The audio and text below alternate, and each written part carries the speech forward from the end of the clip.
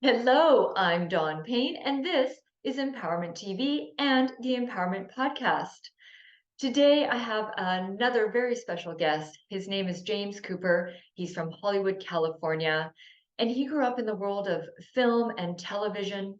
His dad was part of the production of The Brady Bunch, Gilligan's Island, All in the Family. So he grew up in this incredible world of television. And now he helps others hone their story and use storytelling to get more clients and to also increase their business. So let's welcome James. Well, welcome, Coop. Thanks for joining me again. I know we did a great little project many years ago, and I'm just so excited to have you back with me. Thank you. Thank you. It's such a pleasure to be here. So I would love for you to share a little bit about your background because it's very interesting. I know a little bit, but I always learn something more every time you share. So can you just share with us where you've come from and how you got to where you are today? Thank you. Yes, I'd love to. So basically, I grew up in Hollywood, California. I've been in the entertainment industry since I was 5 years old. I started doing commercials, and my father was a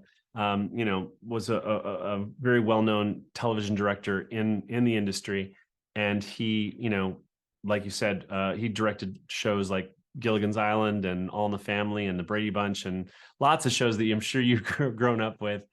And I grew up on a soundstage. So even though I didn't know where I was going to be going in my life, I knew it was going to be some way connected to um, filming or video. I just became obsessed with how stories were told through the eyes of the lens. And so my journey really started when I was almost 6 years old. My dad got me this camera, and this is the camera my dad got me. And this is before video, when we actually had film, had to actually load the camera and actually wait for film to be developed. But basically taught me. I remember him giving this to me, and he said, have fun with this, and I did. And so wherever I went, I had this camera and I had a roll of tape because I like taping my camera to like my skateboard or the side mirror of our car. One time I even taped it to our dog. That was not a pleasant conversation later on in life, or with my mom. But yeah, I just love telling stories, and my father was the master storyteller that kind of gave me that desire to learn how stories were told. And so yeah, that kind of started me on a journey. And as I went through my journey as an actor, as a director, I got involved in commercials and television commercials and casting those commercials. And that's where two things happened. I got really good at coaching people from behind the camera to get the best performance out of them. And two, it was the first time that I really linked marketing with storytelling. And because in commercials, you have to tell short form stories to get people to want to buy their product.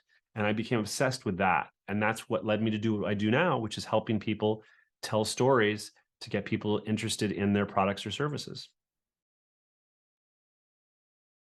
I think that's super cool that you started out with the good old school camera that you and I are familiar with actual film, and you have to wait to see what's there. Kind of the anticipation of that, I can imagine, would have been exciting and kind of cool to start It out. was cool and it was annoying at times too, because when video came out, it changed everything. And when I got this is like one of my old next cameras, when I got something like this, it was the instant gratification of filming something and then being able to watch it on TV. This changed everything because I was able to experiment and see the results instantaneously. That's cool. Yeah, the technology has definitely changed, and we've talked about that a little bit in the past. I'm going to go on a little tangent here. I wasn't going to ask you this, but how has that changed and impacted kind of where you've gone with your business in terms of the change of technology over the years? Because it's really changed.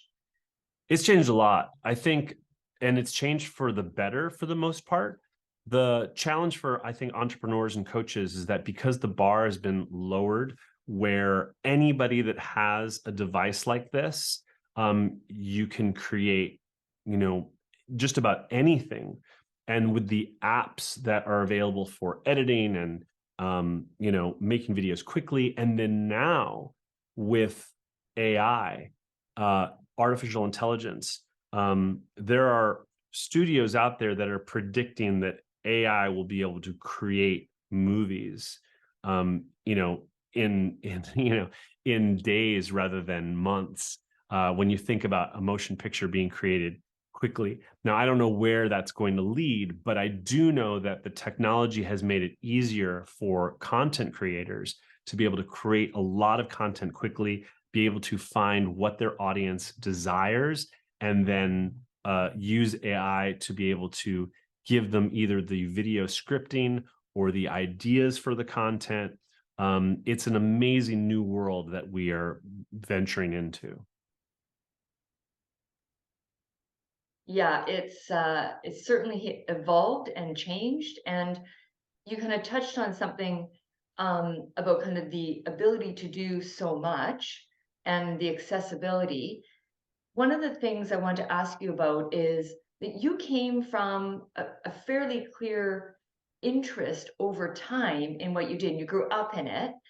Yeah. How do people kind of start to understand what their calling is and then like build that into figuring out how they want to the market that they want to share with? Yeah, that's a great question. I think that it's such a personal journey for everybody.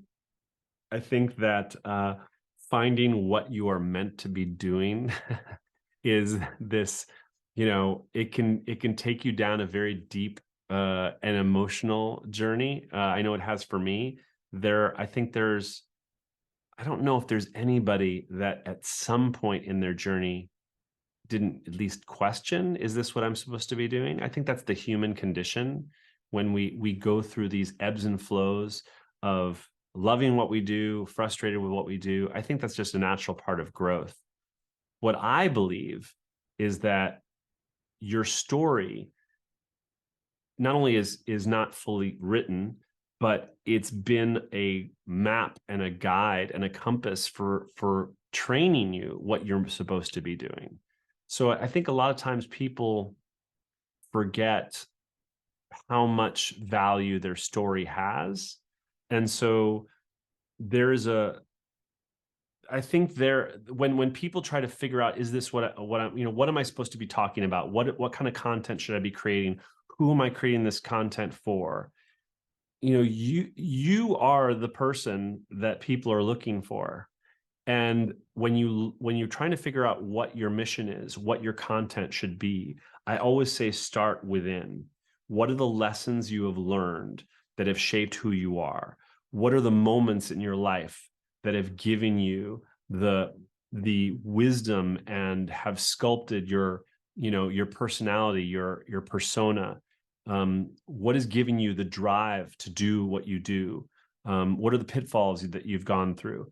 All those little things that make the tapestry of your story. Because people are, you know, a lot of times I get people saying, what should my story be? Well, it's not one story. You are a wealth and a tapestry of many, many stories that makes you unique. That's why your story is like your fingerprint. Nobody has it. And because nobody has it, it's probably the most valuable thing that you own when it comes to attracting your ideal audience. Because first of all, information is free. There's nothing that people can't search on Google or type into Chat GPT or something like that and get that information. It's always going to be your perspective on that information. And your perspective is basically sculpted through your story. The experiences that you've gone through that have given you the wisdom and perspective on that particular subject. So it's such a unique personal journey for people. But whenever they're unsure or unclear what it should be, I always tell them to take some time and look within, look at your past. What are the markers, the moments in your life that have really shaped who you are? And when you're trying to create your origin story to what you do now, what are the hurdles that you had to overcome to be the expert that you are today in this particular field. Because I guarantee the people that you're trying to attract are a version of you before you overcame those hurdles. And they're looking to you for that wisdom and that knowledge of how they can navigate to get to where you are now.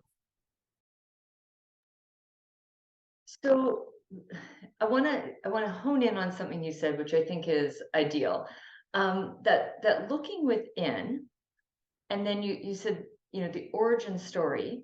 If you just start with that, do you really need to know your exact target market off the beginning? Like if somebody just knows they have something to share, I see people, and I know I certainly have been kind of caught up in like, well, what is my market and who am I speaking to? And there are stories there, but how do you bring those stories together to figure out where your market is and who your market is? Yeah, this is great. I love this. So there's nothing more valuable than testing. No matter what it is that you come up with that you think is the perfect thing, the perfect message, the perfect audience, nothing is going to give you more knowledge than when you put it out there. You have to put it out there and see what you get. You have to look at it as data without getting too emotionally tied to it. I know that's hard for a lot of people. You'll put a post out there and it gets 3 views and you're like, oh my God, I suck. This is horrible. Nobody's going to want to listen to me. But you have to test different things and you start to see what resonates with people. So it really comes down to it like a chicken versus egg argument. Do I decide on my market and do research on that market and then put content out there for the market so that I'm creating things that people are already asking about? Yes, you can do that. Do I focus on what I love, what I'm passionate about? Do I share the messages that I think are important, that I value? Yes, and you could do that too. So it's both. It really is. It's both. It's Simon Sinek, who I'm a huge fan of. He says start with why, and I understand that. I really believe in starting with who, because I think that there is a gut reaction of like the people that you want to serve. And so I mean, we can go down a little more this road of like figuring out what is your market, what is your demographic, who are the people, what's your avatar, all those things. But really, when you kind of chunk up and go to that higher level, and this is a good and this is a good thing that I think would be valuable for everybody. There are 3 levels of your tribe. And so the first level is really your audience level. And so when I think of audience, I really look at more of the situational and the subject that you're talking about. Example, let's say that you are a health coach, for example. So you have a theater, and on the marquee of the theater, you want to put the problem that people struggle with. So let's say you're, having difficult, I'm using a really generic one, but it's like having trouble losing that final 10 pounds, let's just say. And that's on the marquee of the theater. Well, you're going to get all types of people of all age groups, maybe, that are struggling with that challenge, and they're going to come into the theater. So it's like, it's not being specific. It's not saying, entrepreneurial moms or like, people over 40. It's just saying the problem, struggling to get those last 10 pounds gone. And it's like, come on in. And so that audience level, you can create content that attracts a broad audience with a specific situational problem. Then everybody's packed in the theater. You've got the theater packed. Then you go down to the niche level and you share your solution, right? The solution is, let's say, to use homeopathic remedy, whatever remedy that might be, to lose that final 10 pounds. There are going to be people that stand up and walk out of the theater, and that's okay. It's not for everybody. It's for your niche, the people who have this challenge at the audience level, but are looking for a specific solution. So people who aren't into homeopathic remedies, who want maybe a pill or something like that, that's like, a drug of some kind to get a quick fix, they're going to walk away, and that's okay. And the people that stay in the seats in the theater are more of your niche, your targeted audience. Then you go one level deeper, and it's the avatar. The avatar is the individual person that you can speak to that is looking for your solution and is in line with your values, your values, your desires, the way that they just like your vibe, right? Your vibe attracts your tribe, as I say. It's a much more specific thing. It's not a generic talking to a large audience. It's talking to one audience. And then if you want to go one level deeper, I call your raving fans. And your raving fan is the person that not only absolutely loves everything that you have to say, but will promote you to other people. And that comes from building trust and, really getting great results for people. So you start with the generic situation that anybody can relate to, but as you start digging deeper into your target audience, you start to find the people that you're meant to serve, because you're not supposed to be for everybody. You're supposed to be for a group that not only connects with your values, but also needs what you have to offer. I think first things first on my kind of thoughts back are, don't take it personally. And that builds back to what you said, like you have a theater full, and then, maybe 10 of however many of that theater stay in the theater, and then you have some really key people who will also then, in my experience, those raving fans refer other people who are the same as them, which are your absolute ideal customers, Exactly. right? Exactly. And you can have multiple avatars. It's not like that you need to have, it's not like that's just one person. When people are first starting out, you kind of have to create your avatar, like, an imaginary person. But eventually, when you have those people become your avatars. Like I have a Tom because I really have a client named Tom, and I know everything about him. I know, the type of person he is. I know, what he does for a living. I know all those little details, and I basically want to clone Tom. I want to find more Toms. And the same thing, for Heather, I have a Heather, and it's like, so I can have, and they're totally different. Tom and Heather are different, but they both have similar needs that I can help them with, but they're totally different people. And so you can have multiple avatars, different ages, different careers or businesses. You can have multiple avatars, but the point is, when you market, when you create content, you want to try to keep in mind one avatar that you're creating that specific content for, and try to, the more that you keep it generalized, the less it's going to attract more of your ideal people, because the more you kind of thin it out to try to, it's counterintuitive, but the more you thin out your message to try to reach a wider group, you end up attracting less people. The more dialed in it is to that specific person, the more you're going to attract more of those type of people, the people that you want. So even if you're ending up with a theater full of a broader group of people, you still want to target the ideal customer. Is this what I'm hearing? Yes, definitely. I think that's always going to be the case. You want to make sure that you are clear. It's like dating. It's like you want to know who it is that you want in your life, who do you want in your world, and what really makes a 5-star client. And people have different checklists, but a lot of people don't have any checklists, and they're just willing to accept anybody. And that's when you tend to attract clients that you accept because maybe you need the money or you want to get that client, but they're really not the right person for you. There's somebody else that might be better for them, or, there's just not somebody that you vibe with. So what is your checklist? And you might start with, is this person open to coaching? Because you don't want people who are stubborn, who are not going to, implement anything that you have them do. Are they coachable? Should be one of the things. If they're not coachable, you should be able to sense those red flags pretty early on, and then know whether or not this is the right client for you. Do you like them? Is this somebody that you would be, open to having lunch with, or sitting down and having coffee with? You don't want to, there are deal breakers, are they a pain in the ass? Are they bitter? Do they put off a weird energy? You can find that out on the sales call.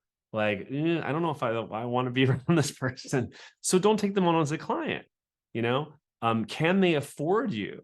That should be one of the metrics. If they have a goal that they want to achieve, whatever that goal is, finding out like where are they in their business or in their job, and do they have the revenue to be able to afford you? Because yes, we want to help lots of people, but we also want to help people that can pay, because when people have skin in the game, there's a quote, I don't remember who said it, but I think it's so great. When people pay, they pay attention. And you'll find that when you have a higher level of client who can afford a higher level of service from you, more one-on-one coaching, you'll find that those people, you don't have to, you know, be on them all the time about doing the things that you're asking them to do, the coaching. They implement because they're invested. They have money in the game. They're paying for coaching, or they're paying for your services, and they want to get results, and they don't question your coaching. They just do what you tell them to do. Those are great clients because they get results. And then when you get results from those clients, you can get great testimonials that will help you attract new clients. Do you like them? That's the best. I call it blessing people forward. It's not that those people don't come into the realm of life in general, right? Like never mind just business, but in life. But yeah, do you like them? And in my experience, they kind of drop off anyway, because the values aren't quite aligned, or like you said, they're not actually willing to be committed to the process, or whatever it is. But I love that. It's so true. It's so true. It's so true. There's nothing worse than to look at your calendar and then see the person's name and be like, okay, I actually get myself emotionally ready for this coaching call. No, you want to look forward. It's like, oh yeah, it's Dawn. I can't wait for my call with Dawn. Like, this is going to be fun. Like, you want that type of client. It's the same thing of having a 9-to-5 job. Those are people who are at a 9-to-5 job, and they love what they do. It doesn't feel like a taxing situation. I think the worst crime in life is to spend so many hours in doing something that you really don't like doing. I think that's it's such a crime on life, spending a third of your life, a third of your waking hours, doing something that you don't like. So, I think the best advice, if there's anything you hear from me, the best advice is, you want clients that energize you, and you do not want clients that drain you. I agree. I can totally relate to looking at my schedule and going, oh, okay, I'm gonna get ready. I'm gonna do this. I can do this. But yeah, that's fantastic. So how do people unpack their own story to attract those people who are like the yes people, the yes for you, the yes for them, just kind of unpacking and honing their story? Yeah, yeah. It's definitely a process and a journey. It's not something that maybe you get in a weekend. I think that there is value in taking time to journal or free think, or your best stories are going to be written away from the computer, I find. And so whenever I try to create content or come up with stories, I generally like to do I like to walk in nature, or sit in a place that kind of can help me get away from the devices. And if I do use my phone, I put it in airplane mode, and I use the voice memo, and I just free talk and allow myself to just talk. And the technology is so amazing now that you can take that audio file, you can pop it into a tool that will completely transcribe it instantly. And there's lots of tools out there that do that. So I like to just talk out loud, and ideas will flow. There are some times where I like to write as well, and so I'll just have my journal, and I'll just start writing, free writing for 10-15 minutes. When it comes to your personal story, first you have to decide, what kind of story do you want to write? Do you want to write a story about your past, or do you want to write a vision for your future? So there's two different types. Those are two different stories right there. An origin story, usually, or a why story, usually deals with the past, and a vision story is where you're headed. And so when you look at, if we focus on the past, you should write out what I call markers, which are like chapters in your life. And usually, and we know this from our experience in the Robbins organization, where there's a program called Date with Destiny, and there's a questionnaire. And one of the things that Tony tries to pull out of people are what he calls significant emotional events. And so he has you write down in the survey, what are 4 of the most significant events of your life and what did they mean to you? That second part of the sentence is so important. So what I have people do is a similar process. It's like, if you look back at your life, what were some of the moments that shaped who you are today? And usually there will be memories that come to the surface that they can then start talking about. So I usually do this in an interview process, but people can do this with their voice memo on their phone, and very easily start talking about things. And sometimes we'll put those in a timeline. So we'll start like looking at the years and when did that happen? When did that event happen? And what did it mean to you? How did it shape you? You know, how did it affect another moment in your life? And so we just kind of like start unpacking moments. And it's like, if you remember the TV show Friends, the title of every single Friends episode was the one where, and then there was something like the one where Ross kissed Rachel, the one where Chandler bought the duck. Like, it's like all these, and it's exactly what it should be. It should be a timeline of the time when this happened, the time when that happened, the moment when this happened. And so when you're unpacking your story, you start unpacking moments in your life. They might be big, they might be small, but they all shaped who you are today. Now, that's the first exercise that I have people do.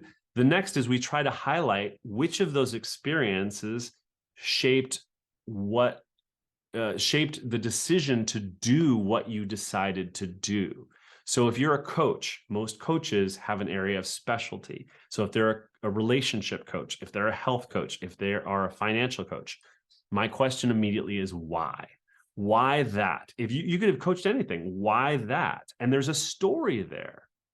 There are people who are financial coaches because they had really poor financial habits and it burned them and they never wanted to go through that again, and they wanted to become an expert in it. And then once they mastered that, they wanted to share that mastery with other people so that they didn't go through the pain that they went through. Same thing with relationships, right? It could be that they immediately had the most amazing relationship and they maintained it and they learned things to help keep the relationship strong, and they want to help other people have that. Or again, they had a pain point where they were, I don't know, where they were cheated on in a relationship and they wanted to not go through that pain, and they wanted to, or they just had a painful divorce or something. I think that one of the most powerful things when it comes to your story is sharing your wounds, because when you share your wounds and you are able to talk about them openly and freely, first of all, that honesty and authenticity and vulnerability is so attractive to your target audience, because you are speaking directly to the same people who have those same wounds, those same beliefs, those same challenges. And when you share your story and share those wounds, what you give people is you give people hope and possibility that they can change too, because they're listening to you. And no matter how painful or traumatic the event was, there's a presupposition that you came out the other side. Even if they haven't heard it yet, they're listening to and they want to know, how are you today? Because we all want to cheer for the hero. We want the hero to succeed. It's in our DNA. The one constant of almost all stories is that the hero wins. And when the hero loses, there's always a lesson that they can take from it of how they're able to transform or learn or grow from that loss. But we all want to see the hero win. It's the constant in so many stories. So when you share your wounds and share what you learned from those wounds, it gives people the hope and possibility that they can change too. There's so much I want to ask you from within what you just said. I Like, know I go on I'm and on trying and to, on, so I you know, apologize. Oh my gosh. So it's funny, before you started talking about wounds, I had this question of how do people share and be vulnerable? Because part of their story does come from something from their past usually, and or the reason they want to help people. How do people share and be vulnerable without, I'm going to say, oversharing? It's really up to each person, I know, because some people might be more comfortable sharing more than others. I might have just answered the question, but I'd like to hear your perspective on that aspect. And Yeah, then yeah. I'm just going to say this now so I don't forget. Um, I'd like for you to share a little more about the lesson from when the hero doesn't win, because I think that ties back to the not take it personally piece as well. So I just want to say that so I'm thinking of it, and I'll re-ask if I need to. I love it. I love it. These are so great. Thank you for the questions. These are so cool. So this is the first part about sharing, being vulnerable, and not. I call this walking the tightrope. So um, both parts of your question and the second question all relate to one big important thing, and that is intention. What is the intention of telling the story? You always want to come, whenever you're creating a story, whenever you're shaping a story, you always have to check in with what is the intention of the story? Why am I sharing this?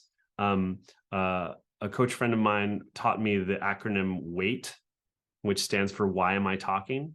So it's like when people are in a discussion and you want to jump in, I always wait before I add my 2 cents, because like, why am I talking? What is the intention of adding here? And it's the same thing for storytelling. Stories have to have a purpose. Films have a purpose. Books have a purpose. There's a reason why you're sharing this. And so you never, ever want the intention of making the audience feel for you. When you're sharing something traumatic, you should never be sharing something traumatic to get the audience to sympathize with you or even empathize with you. That's not the intention. It's not, they're going to either empathize or sympathize or connect with you just by you telling the story. It should never be the intention.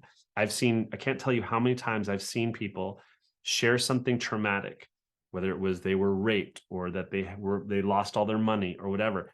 And you can almost sense the energy in the room when they're sharing it, and they're even getting emotional about it, to get the audience to connect with them or feel for them. And that's never the right intention. The intention is always to teach. If it's a teaching story, you're teaching the lesson.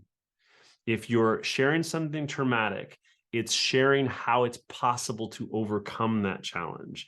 The intention should always be for good, in helping the audience evolve or learn or see a possibility. Those are always the right side of the intentions of telling something that is either a wound or something that was traumatic or something negative that happened to, we say things don't happen to you, they happen for you, or they happen through you. When people tell stories to get the audience to feel sorry for them, that's always you're trying to this happened to me, and they're still stuck in that part of their journey. That's something else. It's a personal thing for them. Maybe they're not aware of that. So I have no judgment on that. I just know that when you're creating your stories, you should always have the right intention. Why am I sharing this? I want to share this because I want people to know it's possible. I want to share it because there's a lesson. I want to share because there's a strategy of how I was able to navigate through this. So that's the first part, is intention. I know it's long-winded, but it's so important to know.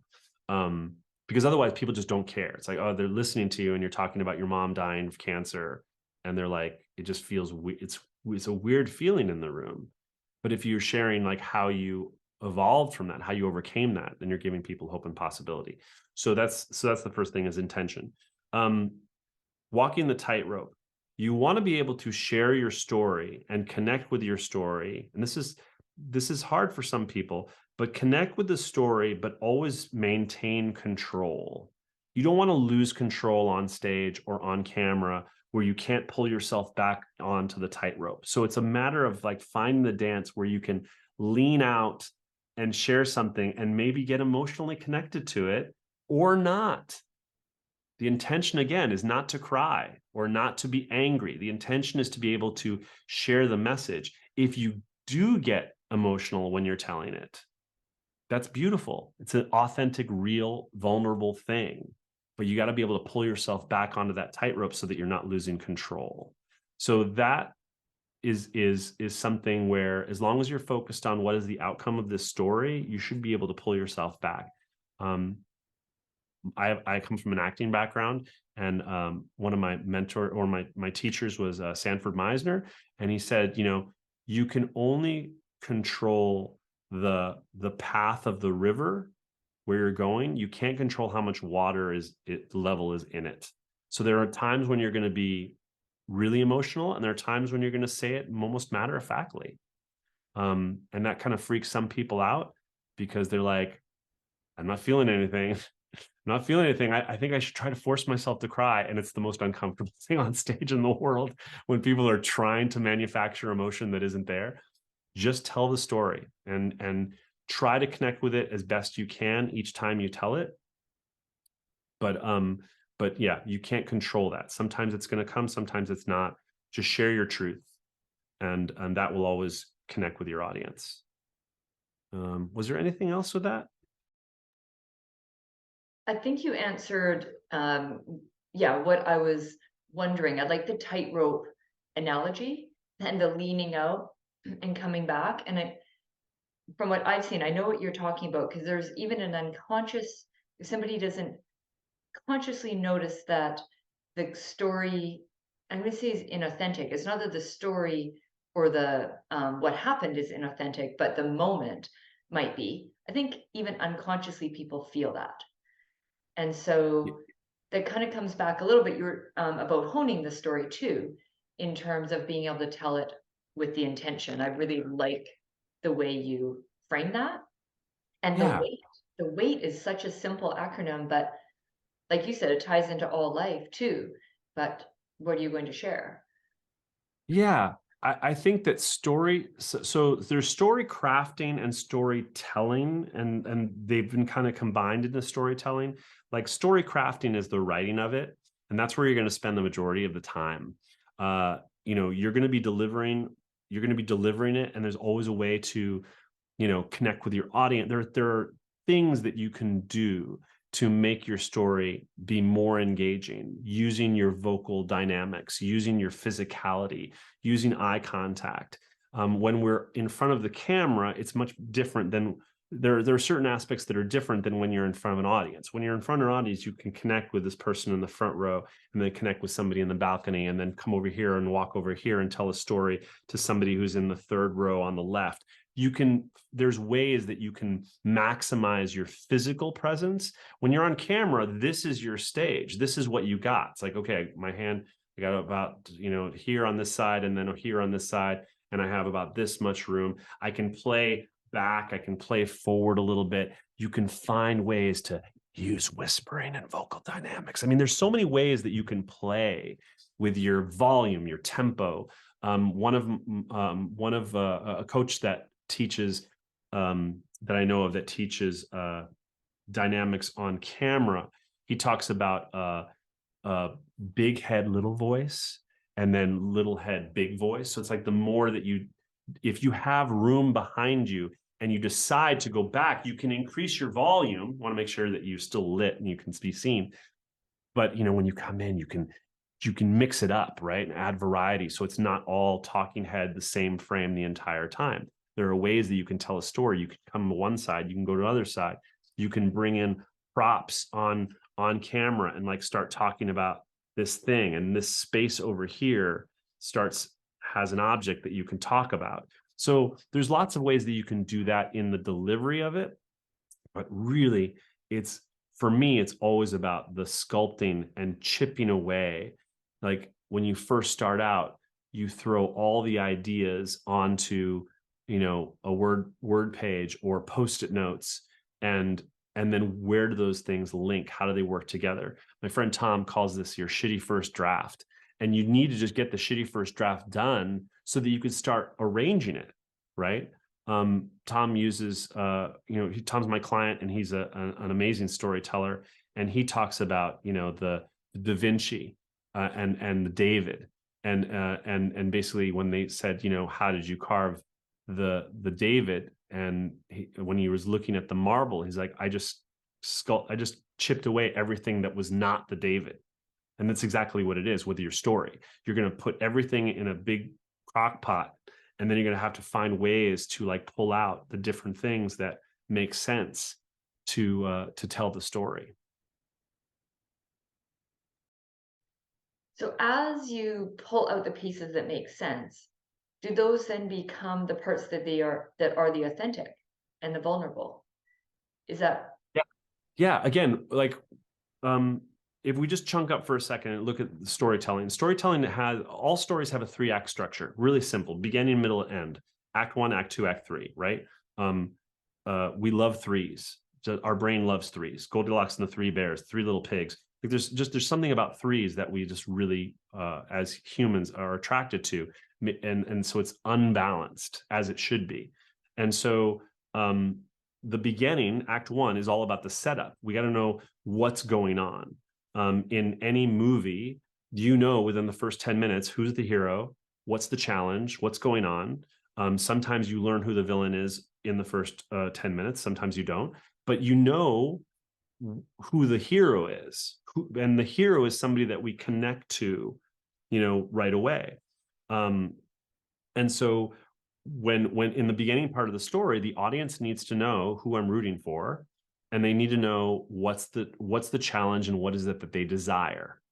So the setup, what I call the setup in act 1, just takes care of those things. What's the challenge and what's the desire? What do they want and what's keeping them from getting what they want? That's act 1. And so act 2 is all about the journey. How do they move through the ups and downs and the hurdles of getting to what they really want? And that goes through the journey. And most hero's journey stories usually have some sort of sage, a Yoda, somebody who's like guiding them on the way, or they discover some sort of magic potion or something that helps give them the tools or skill. And they spend the journey trying to master that in order to overthrow the villain, in order to vanquish the villain, the dragon, whatever it is at the end.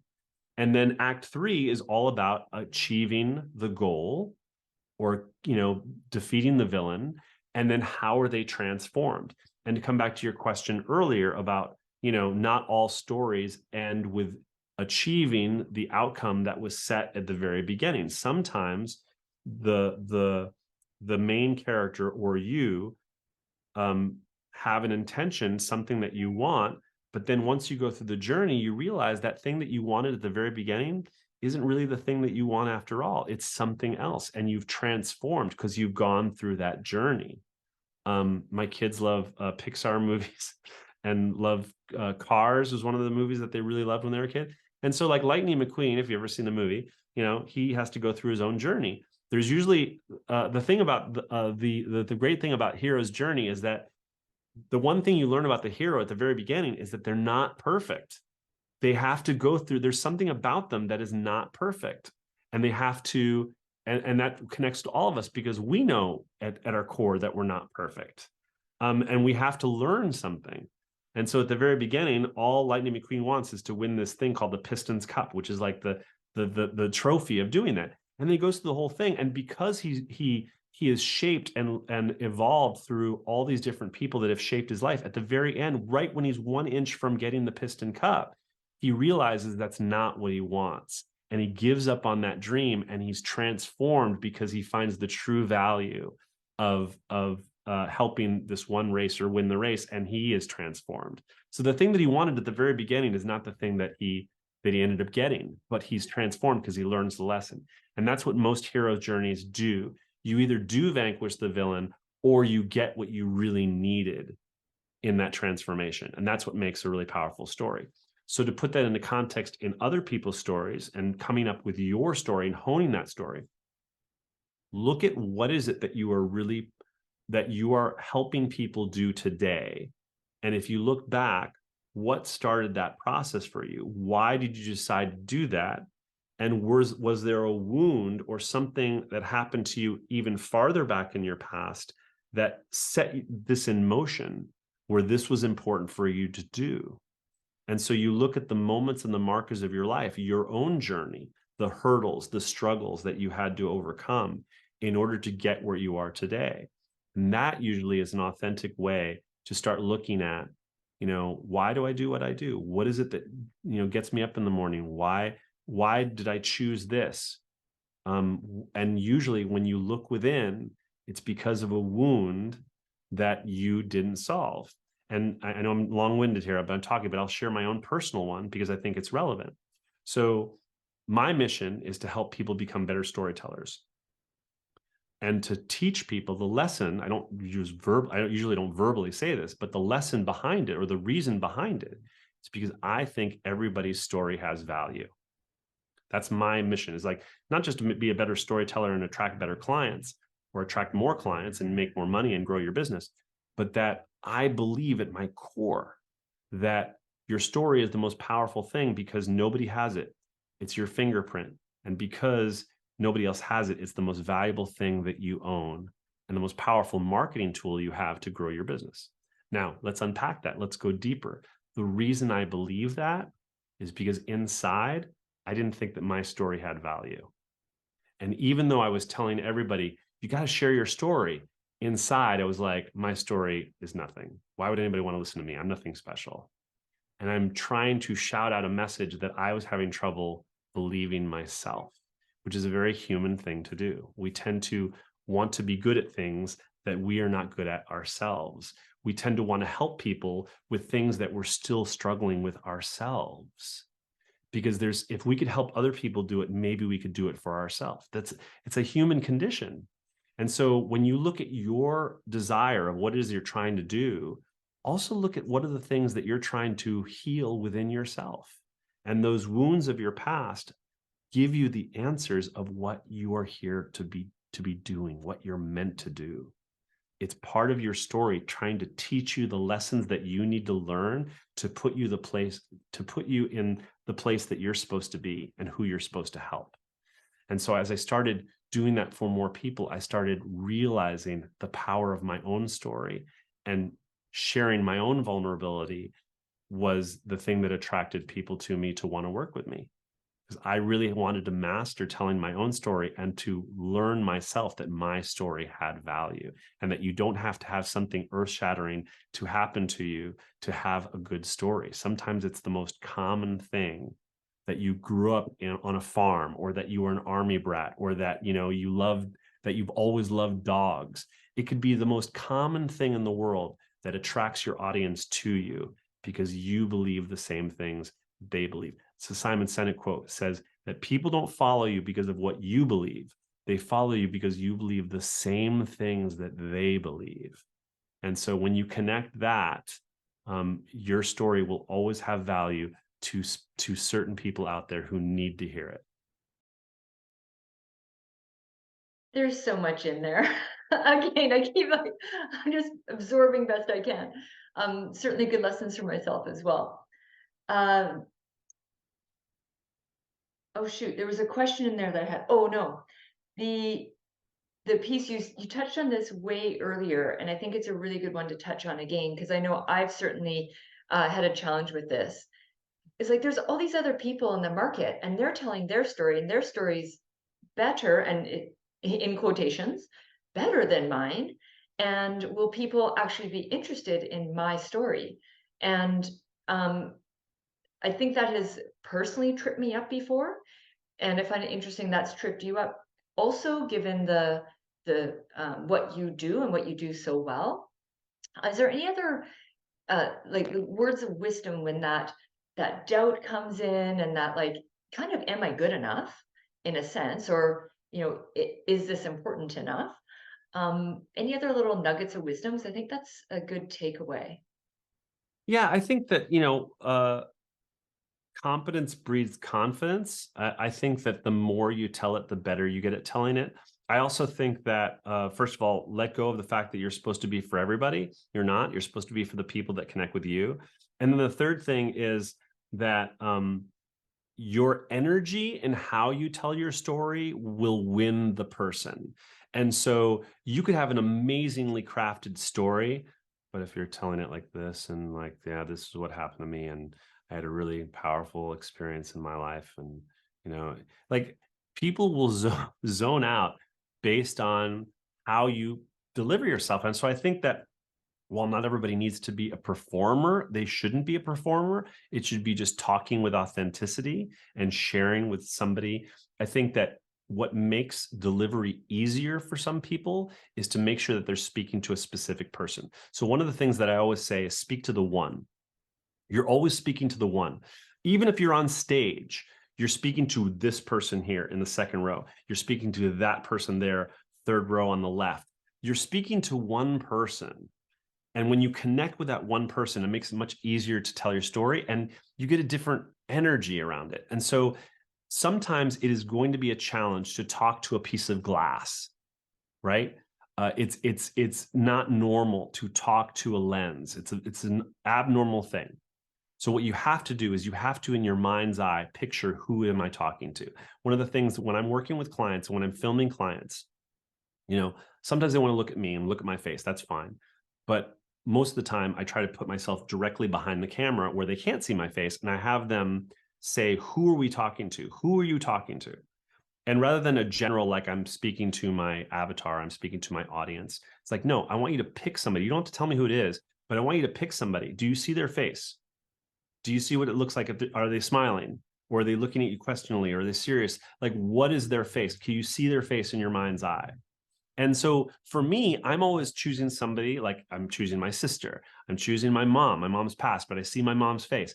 I'm choosing somebody that when I talk to them, I take on an energy. I'm talking to John, one of my best friends. I'm talking to somebody that I can see their face. I see the look in their eyes in my mind's eye. And I don't speak to the lens. I speak through the lens. On the other side, I see their face watching me. And when you speak to the one, it just gives you a very specific energy. And so sometimes people need a little help with that. That's okay. I had a lady put a picture of her dog right below the camera. She taped it right below the camera so she could connect with it. It gave her an energy that she could then talk through the lens to. So people put pictures of their spouse or their kids, but you want to have a specific face or person that will give you an energy when you get on camera, whether it's going live or whether it's talking to your audience, recording a video. You could have the best crafted story in the world, but if you deliver it in a way that has zero energy, it's not going to be engaging. The way you bring your energy to your story is what's going to sell the story and make it a winner. That's amazing. And the reason it's amazing is the energy piece, because you're not even putting a picture or speaking to your ideal avatar or customer avatar. You're speaking to someone to give you the energy and the comfort and the confidence. At least that's what I took away from that. And someone in a way that you trust as well. And then you're more authentic. I would imagine that's how it comes across in the end. Totally. Yeah. People connect with people. We have businesses that are B2B. We have businesses that are B2C. It's always going to be H to H. It's always human to human. And so one of my mentors, Taki Moore, he says, people don't buy coaching, they buy coaches. And so while we want to get the results, that's, if you're a coach or you're an entrepreneur and you sell a product or service, people they want to get the result, but what sells them on it is you. And that's your energy, your excitement for what it is that you're talking about, your passion for what you're talking about, and the stories that you tell that give people the either the social proof, helping other people, or just the wisdom and experience of their story. Otherwise, if they don't have anything to judge it on, they're always going to just be judging it on price. Oh, this person does this result. This person does this result. This person's cheaper. I'll go with them. Or for some people's mindset, oh, this one's more expensive, so maybe I'll go with them because I think it's going to be better.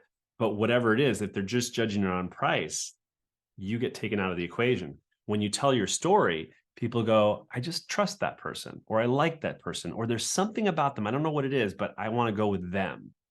And that's from telling your story, where people know something about you that they can connect with. And that's really what I think sells your offer. Yeah. Thank you for that.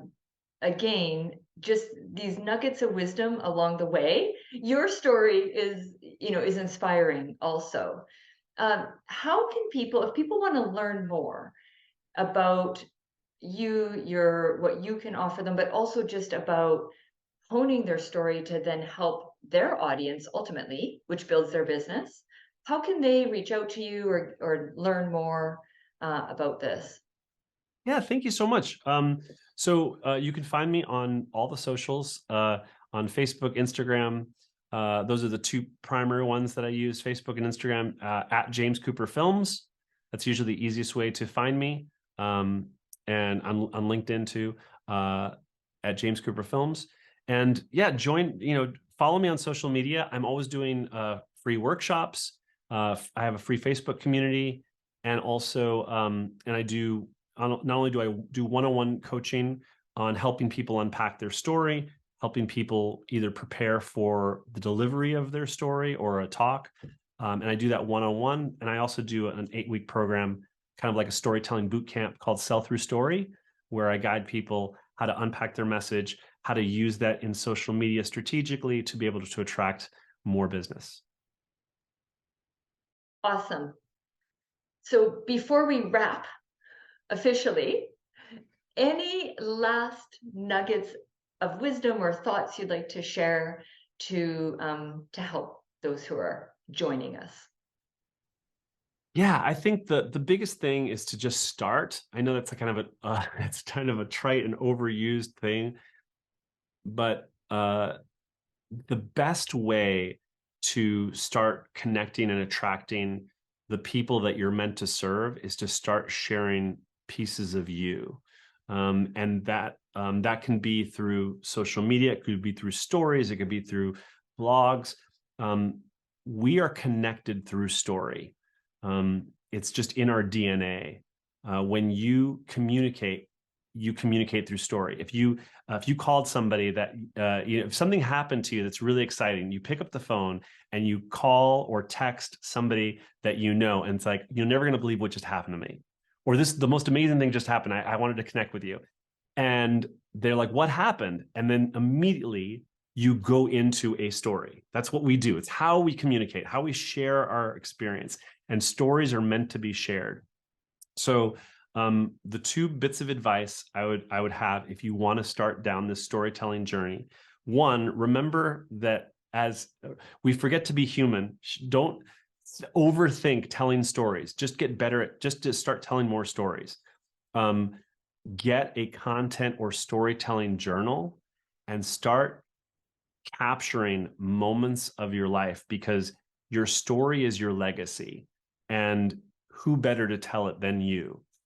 So we have moments that come into our lives. We might see a billboard that triggers a memory of our high school, prom, or we might listen to a song and we remember that time we were with our parents at this lake or something like that. Those are all moments that can be captured for stories. And so I use my phone and I just record, like that time I went to the lake with my mom or something like that. I just, and that way I capture it, because if you don't capture it, that fleeting moment will be gone. And then who knows when you'll ever get that memory triggered again. So get better at capturing moments in your life that are important to you, that shaped you, and get them down on paper or get them into an audio recording, so that when you can go back to those and start sharing those stories, because it's part of who you are. And we need to you want to get better at capturing those moments and sharing them, because when you share who you are, you attract the people that you're meant to serve. Your story is your legacy. And I also want to say your vibe attracts your tribe, because that is the foundation of this whole thing that we talked about. And just thank you so much, Coop, for sharing your expertise and wisdom and everything you do for the world as well. Well, thank you. I appreciate it. Thanks for inviting me. And yeah, this is fun. I love this. I could talk about this all day long, as you could probably tell. Yeah, I just encourage people to share their story, because nobody has it. You're the only one that has your story. And if you think that you don't have, if you think your story doesn't add value, I can definitely now tell you that it's not true. People will connect with you. People aren't looking for perfection; they're looking for authenticity. And no matter what you've happened to you, whether it's been traumatic, exciting, or just everyday, sometimes it's the most common everyday things that people will connect with and say, I'm like that person. I want to connect with them. Thank you so much. Take care. Thank you so much. Bye. Thank you so much for joining us on this episode of Empowerment TV and the Empowerment Podcast. And remember, keep believing in yourself and keep believing in your dreams. You have everything it takes to make them all happen. I'll see you next time.